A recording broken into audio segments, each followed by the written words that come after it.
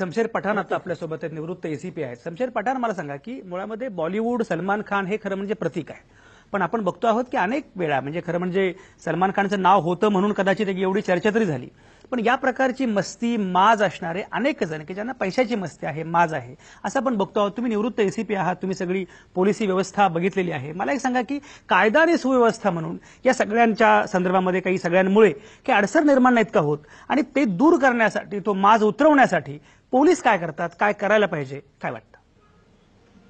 आपण जर या केस पुरता जर कधी बोलला तो कायद्यामध्ये कुठलीही मस्ती जुळवण्यासाठी कुठला कलम नाही. दुसरा एक महत्वाचा बाब ह्या केसमध्ये मी सर्व पहिल्यापासून बघतोय, त्यावेळी मी पोलीस खात्यामध्ये होतो. अद्यापर्यंत आमच्या पोलीस खात्यामध्ये ऍक्सिडेंटची डेथमध्ये 304(2) कलम कधीही लागलेला नाही.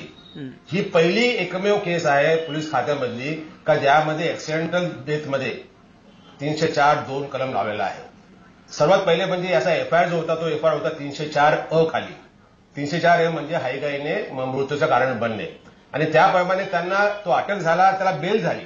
बेल झाल्यानंतर जेव्हा दिवसभर जेव्हा टीव्हीवर सर्व त्याचा सुरू झाला होता, हा सुटला कसं काय, 10 मिनिटात सुटला, 15 मिनिटात सुटला, हा सुटल्यानंतर सर्व जेव्हा गदारोळ झाला त्यानंतर कलम चेंज करण्यात आले.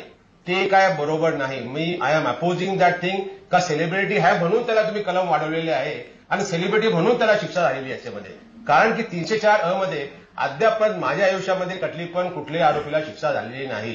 ऍट द मोस्ट फाईन होतो, परंतु ह्या केसमध्ये एक बेगडा म्हणजे मोजमाप करण्यात आला आणि त्या मोजमापुढे सलमानवर ती केस झाली आणि he is convicted because he is celebrity.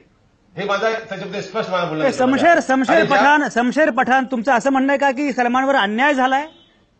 मी अन्याय बोलणार नाही, कायद्याचा बरोबर वापर झालेला नाही. अन्याय बोलणार नाही मी. जे 304(अ) खाली कायदा लागला पाहिजे, हे 304(2) का लावला त्याला? सर्वात तुम्ही कोणालाही वकिलाला विचारा, कुठले पोलीस, आज दिवसभर आम्ही पोलीस अधिकारी याबद्दल चर्चा करत होतो. कुठल्याही वकिलाला विचारा असं तुम्ही म्हणता. Advocate Gajanan Kadam criminal lawyer आहेत. ऍडव्होकेट गजानन कदम औरंगाबाद मधून आहेत आपल्यासोबत.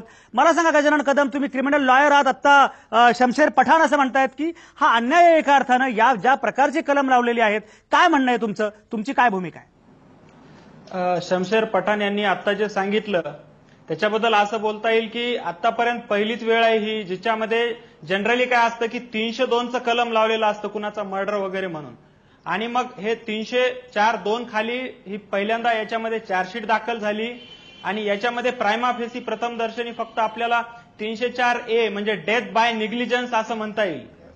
म्हणजे 304(2) हे कधी असतं, जेव्हा कल्पेबल होमिसाइड आहे, एखाद्याचा मृत्यूला कारणीभूत असणं, त्याला मारणे.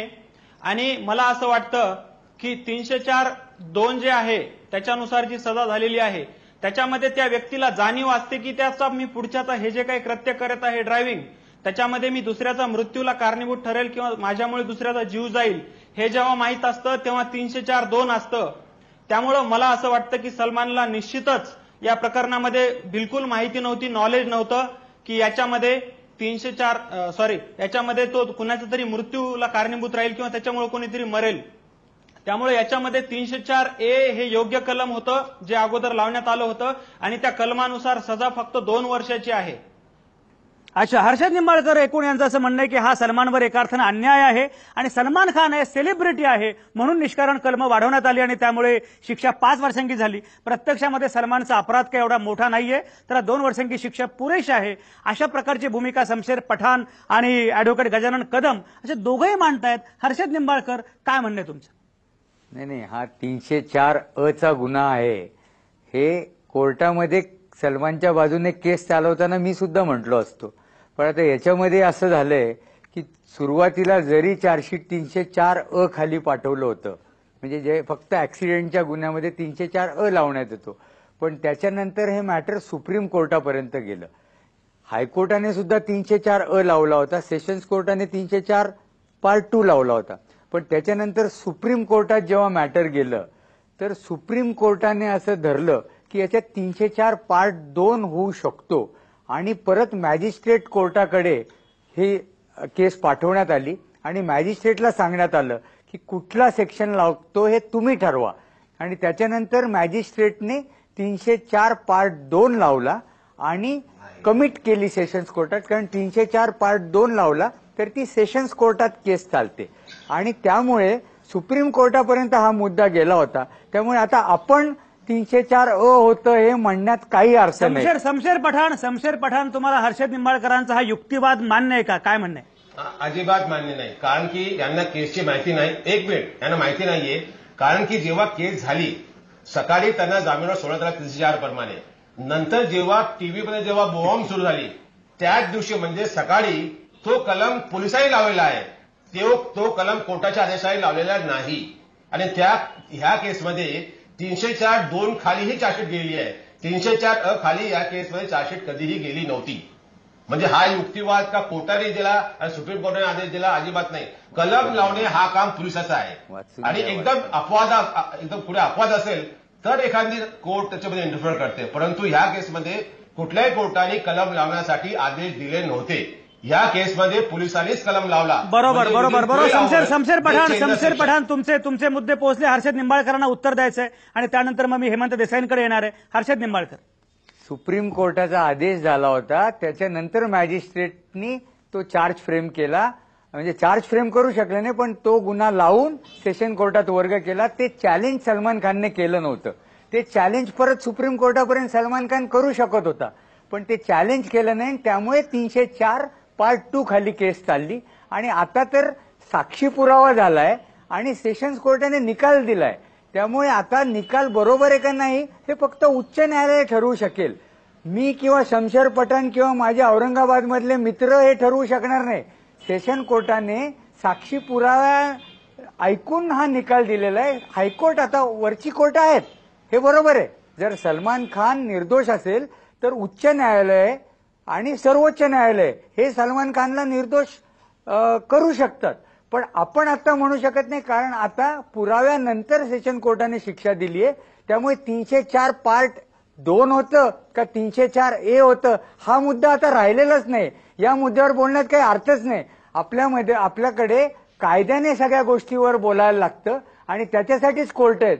जेव्हा ऑलरेडी पुरावा झाला आणि शिक्षा झाली आता 304 होतं हे म्हणता येणार नाही. हा, सलमान खानचे वकील कोर्टामध्ये युक्तिवाद काही करू शकतात पण सर्वसामान्य माणूस सगळे वकील कलमांच्या अनुषंगाने कलमांचा कात्याकूट करतात. आता कलमवाले आमचे हेमंत देसाई आहेत. हेमंत देसाई, काय म्हणणं आहे तुमचं? नाही, माझा मुद्दा असा होता की आता जे आर्ग्युमेंट झालं की आतापर्यंत हे कलम लावण्यात आलं नव्हतं, तर ते लावण्यात आलं नसेल. मी काही वकिली युक्तिवादात मी काही वकील नाहीये त्यामुळे याच्यात पडत नाही. पण आतापर्यंत लावलं नसेल तर ती चूक सुधारली या निमित्ताने. समजा मीडियाचं प्रेशर आलं आणि मीडियाने काही सूडबुद्धीने सेलिब्रिटी आहे सलमान म्हणून त्याच्या मागे काहीतरी धावत होते, अशा प्रकारचं काही झालेलं नाहीये. मीडियाचा एक प्रकारचा रास्त दबाव असतो, कारण याच्यामध्ये एकाचा मृत्यू झालेला आहे, 4 जण जखमी झाले आहेत. सलमान खान दारू पित होता. सलमान खान त्याच्यानंतर पळून जायचा प्रयत्न त्यांनी केला. त्यानंतर खोटारडेपणा त्यांनी केला. जो आपण गाडी चालवत नव्हता असं म्हणाला. सातत्याने खोटं बोलणं. शमशेर पठाण सलमान खान दारू पिऊन गाडी चालवली, लायसन्स त्याच्याकडे नाहीये, तो अगदी त्या फुटपाथवर गेला, तिथे लोकांना चिरडलं, पुन्हा कोर्टामध्ये खोटं बोलला. एवढं सगळं घडलंय आणि तरी तुम्हाला असं वाटतं की त्याचा काही फार मोठा अपराध नाहीये. काय शमशेर पठाण, काय म्हणणं आहे तुमचं? मी अजिबात त्याला क्लीन चिट देत नाही. तो दोषी आहे, त्याने दोष केलेला आहे, त्याला शिक्षा झाल्या पाहिजे. परंतु जो गुन्हा केला त्याचा तो शिक्षा झाली पाहिजे. त्याच्यापेक्षा मोठा गुन्हा नाही. ह्यामध्ये या केसला कारणीभूत एक पत्रकार आहे. त्या दिवशी मला माहिती, त्यांनी मला फोन केला होता का इसमें कलम क्या लगता है. मी त्याला बोलो 304 के ऊपर ज्यादा कलम लगने वाला नाहीये. नहीं बोले मुझे इसकी बयानी की शर्मान की. आणि त्यांनी दिवसभर टीव्हीवर दाखवलं त्यांनी. आणि ऐका माझा, प्लीज ऐका जरा, हसू नका. त्यांनी दिवसभर टीव्हीवर दाखवल्यानंतर त्यांनी ते पोलिसाची दिशाभूल करून आणि पोलिसांनी मग त्याचा कलम चेंज केला. It is a media which is denying the कलम. मीडियाने याच्याबद्दल मोठा रोल केलेला आहे. शमशेर पठाण, मला सांगा, तुम्ही निवृत्त एसीपी आहात, पोलीस एवढं वेड्यासारखं कोणीतरी काहीतरी प्रेशर किंवा कोणी काही बातम्या छापताय म्हणून कलम बदलतील अशी व्यवस्था आहे का? केसमध्ये झालेला आहे, झालेला या केसमध्ये. नाही, असं असेल तर पोलिसांच्या सगळ्या याच्याबद्दलचा विश्वासच उठला पाहिजे. विश्वाची गोष्ट नाहीये, हे सेलिब्रिटीचा मॅटर आहे आणि सेलिब्रिटी मॅटर असल्या कारणाने हा सेक्शन वाढवत आलेला आहे. हे सामान्य माणसाला असे शिक्षण वाढवत नाही. ऍडव्होकेट कदम, काय म्हणणं आहे? एवढंच सांगेल मी की एवढंच सांगेल की याही पेक्षा जास्त सिव्हिअर मॅटर होतं संजय दत्तचं. त्याच्यामध्ये 4 वर्ष सजा झालेली आहे. टाडाचं मॅटर होतं. आणि सलमान खान एक व्यक्ती म्हणून चांगला आहे, तो चांगल्या फॅमिलीतून आलाय, तो मुस्लिम असून सुद्धा त्याच्या घरी गणपती बसवला जातो. म्हणजे ह्या सगळ्या गोष्टींचा याच्या अगोदर काही फार कुठले गुन्हे नाही सिद्ध झालेले त्याच्या विरोधात. आणि या सगळं हे असताना इव्हन या सेक्शनमध्ये सुद्धा त्याला एवढी 5 इयर्सची सजा न देता याच्यामध्ये थोडी 3-4 वर्षाची सजा देऊ शकली असते जज.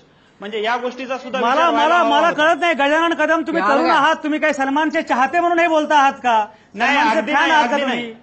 अगदी नाही. मी या जजमेंटची निश्चितच मी या जजमेंट हा न्याय आहे, मी या जजमेंटला न्याय आहे असंच म्हणेल. कारण हे जजमेंट हे न्यायच आहे. जोपर्यंत ह्या जजमेंटला पुढील वरील न्यायालय सेट असाइड करणार नाही तोपर्यंत हे न्यायच आहे.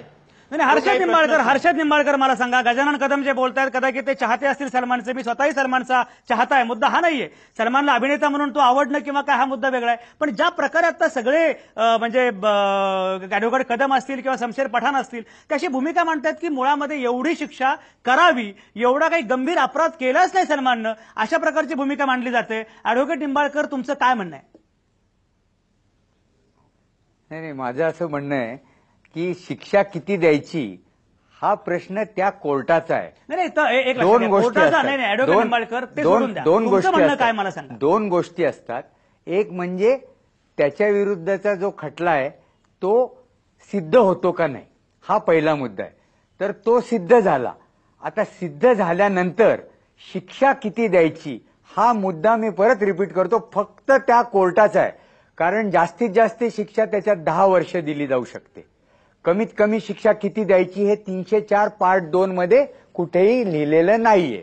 त्यामुळे कमी शिक्षा किती द्यायची ही सगळी चर्चा आपल्याला पुढे सुरू ठेवायची आहे. माझा वेळ संपत आला, ब्रेक घ्यायचा आहे मला. फक्त हेमंत देसाई तुमचा मुद्दा पटकन मांडा म्हणजे मी ब्रेक घेतो. पटकन सांगतो की सलमानच्या घरात गणपती आहे का काय याचा काहीही संबंध नाही. हे एखादा वकील कसं काय बोलू शकतो याच्याबद्दल मला आश्चर्य वाटतं. दुसरी गोष्ट म्हणजे जे माजी पोलीस आयुक्त जे म्हणतायत अधिकारी की सलमानच्या बाबत म्हणजे मीडिया मागे लागले, पण एक इतका मोठा सेलिब्रिटी आहे, जो इतका मोठा स्टार आहे, सुपरस्टार आहे, तो आपल्या पद्धतीने प्रेशर पॉलिटिकल प्रेशर आणू शकतो तो.